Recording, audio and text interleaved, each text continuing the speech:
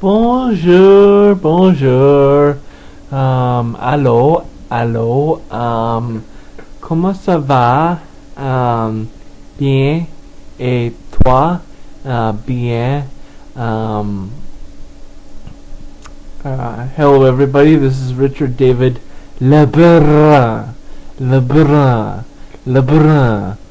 Lebrun. And today is French Week. That's right. Today, courtesy of my digital box, I've decided to point the webcam at my TV, and I've decided to turn the TV onto one of the French stations, and I'll let you have a listen. Hier, en troisième période, lorsque solidement mis en échec par Claude Giroux des Flyers. Ce soir, à Vancouver, les Canucks tenteront de profiter de l'appui de leurs partisans pour en finir avec les Prédateurs de Nashville. Les Canucks, en avance 3-1 dans la série, pourraient accéder à la finale de l'Ouest pour la première fois depuis 1994, année où ils avaient aussi atteint la grande finale. Tennis, Novak Djokovic et Rafael Nadal croiseront le fer en finale du Masters de Madrid demain. Djokovic a maîtrisé le surprenant brésilien Tomás Bellucci en 3 manches pour prolonger à 31 sa séquence d'invincibilité cette année.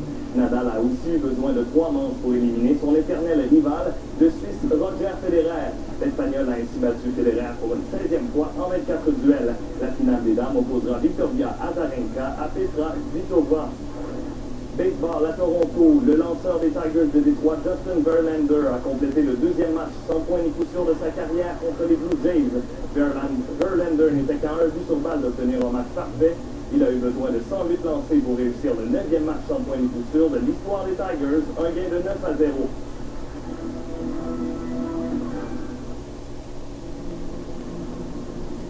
Son design nous a été inspiré par le mouvement de l'archer au moment de décocher.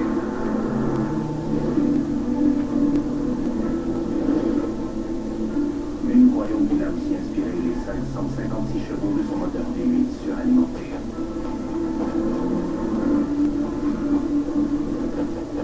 Voici le coupé CTSV de Cadillac.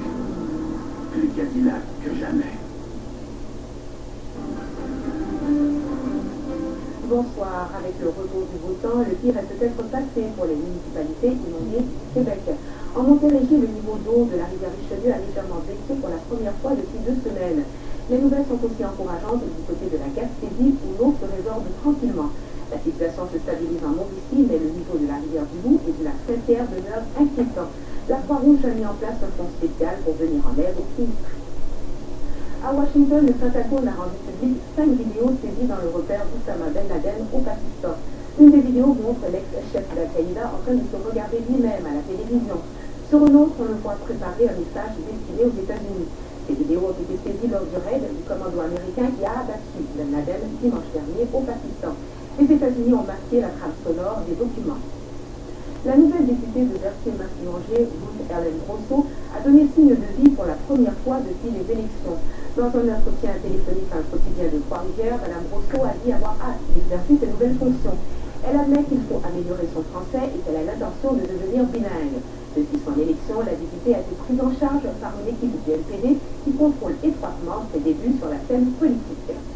Voilà, et pour plus de détails sur vos nouvelles, rendez-vous sur le site internet de Radio-Canada.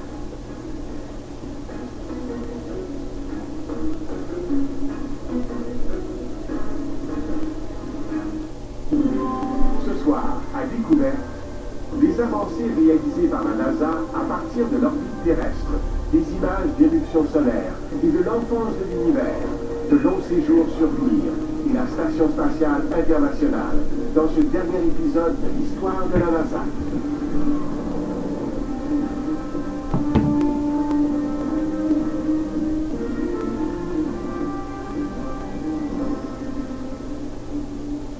Bonsoir, bienvenue à Découverte.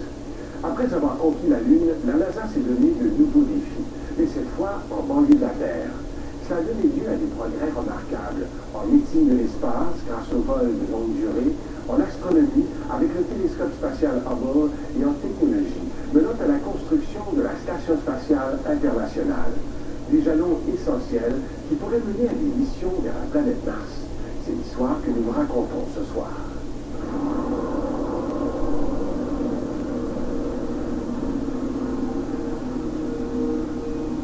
Canaveral, 1972. Avec Apollo 17, la NASA se prépare à son 6e et dernier alunissage.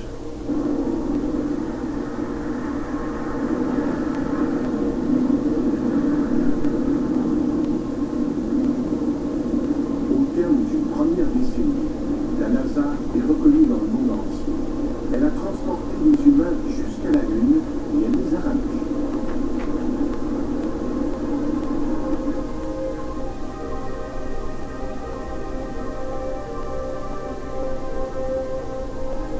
L'exploration spatiale progresse. Et pour voyager plus loin de la Terre, de nouveaux explorateurs devront apprendre à vivre longtemps dans l'espace. 3, 2, 1. Fire away, Houston. Vector good.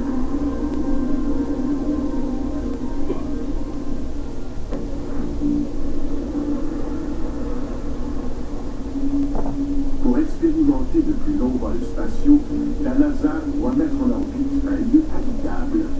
En quête de matériel, elle regarde d'abord dans ses propres ateliers. La NASA va adapter une section de la plus grande fusée jamais construite, celle du programme Apollo. Le vaisseau spatial va devenir un laboratoire pour les humains qui vivront en orbite. Le véhicule a été fabriqué à partir du 3e étage du système propulseur de la Saturne. Il était très grand, comme une petite maison de 3 chambres. Chacune de nos chambres a environ la taille d'une cabine téléphonique. On appelle ce programme Skylab. La station spatiale vous permet de mener des expériences sur les personnes, les étoiles, les planètes, sur toutes sortes de choses. Et on y a appris que les hommes peuvent survivre dans l'espace. Skylab va être mise en orbite par une Saturn V. Ils ont utilisé la Saturn V pour le lancement du Skylab parce qu'il était énorme et très lourd. Ils devaient décoller le 14 mai et atteindre l'orbite prévue le lendemain. Je devais faire partie du vol, en compagnie du commandant Pete Conrad et du pilote Paul Royce. L'équipage va décoller à bord d'une fusée plus petite, pour ensuite s'amarrer à sa nouvelle station spatiale.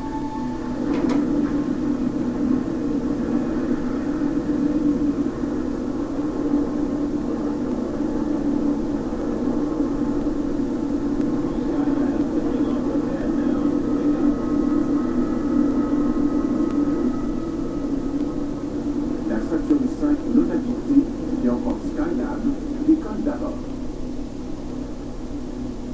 On a regardé le lancement du Skylab du toit d'un immeuble à Cap Canaveral et tout s'est très bien passé.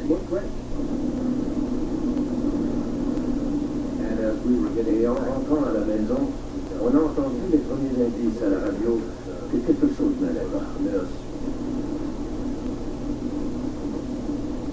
On a dit qu'un choc gravitationnel s'était produit au lancement et qu'on ignorait pourquoi. Les contrôleurs de vol, ici, à la NASA, doutent que les panneaux solaires principaux se soient déployés.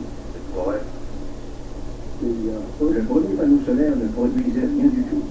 Et le deuxième indiquait une puissance très faible.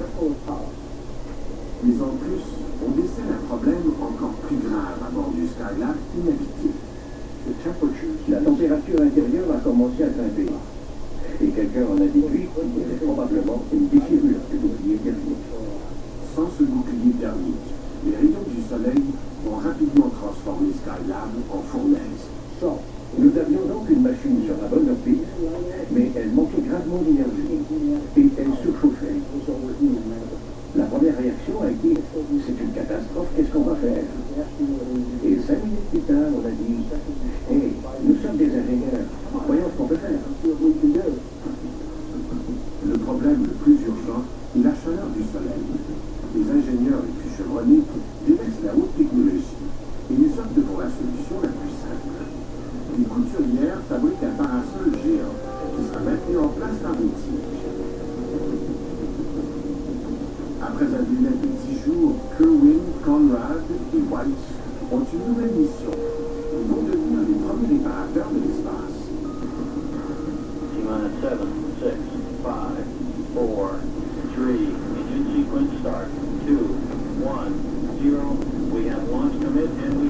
liftoff. The clock is running, and Skylab has cleared the tower. On a effectué le rendez-vous avec le Skylab environ 8 heures après le décollage. On a volé autour et on a filmé. Et les images étaient envoyées au sol. Ces images permettent aux contrôleurs de la mission d'évaluer la situation. C'est la première fois qu'ils voient clairement les dommages subis par la station spatiale.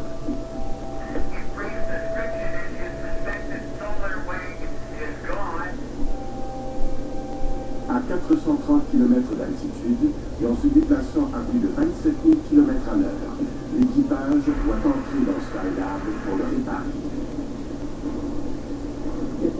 Ça sentait un peu le brûlé, comme quand on brûle un peu de plastique.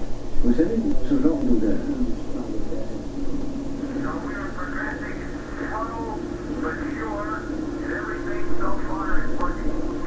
À l'intérieur du Skylab surchauffé, les astronautes se préparent à installer le parasol qui va rafraîchir la station spatiale.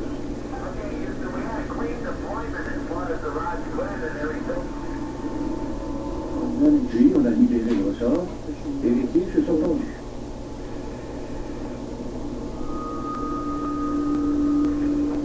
Et 3 jours plus tard, la température avait descendu à 25 degrés Celsius.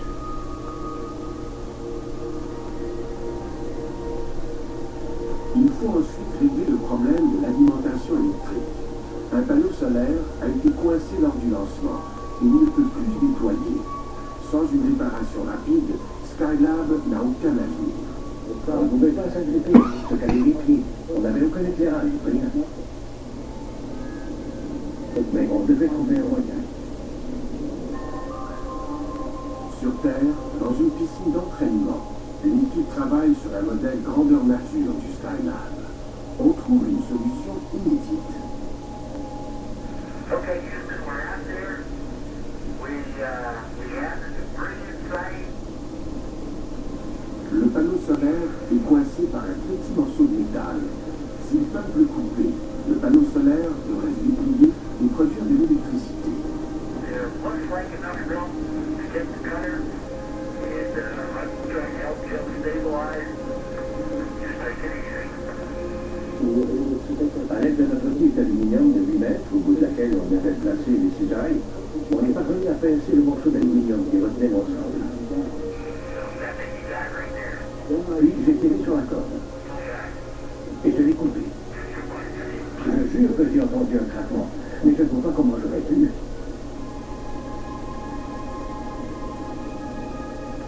On l'a fait. On a sauvé Skylab. Et ça a été l'un des plus grands spectacles de ma vie. Le panneau s'est déployé complètement à 90 degrés. Et les panneaux solaires commençaient à sortir alors que le soleil réchauffait déjà.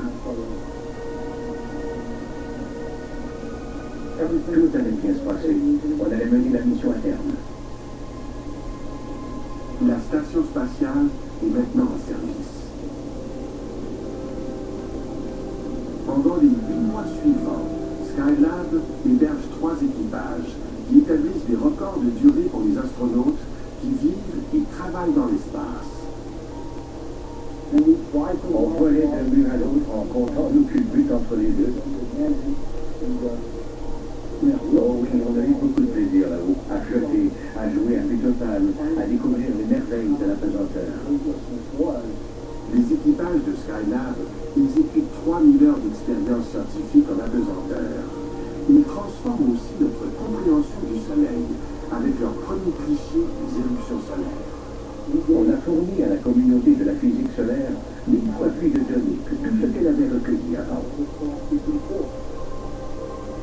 Skylab est la première grande étape vers l'habitation humaine de l'espace. Il est occupé en permanence pendant près de 6 mois. William Pogue, Edward Gibson et Gerald Carr forment le dernier équipage de Skylab. Ils y séjournent 84 jours en orbite. Mon équipage devait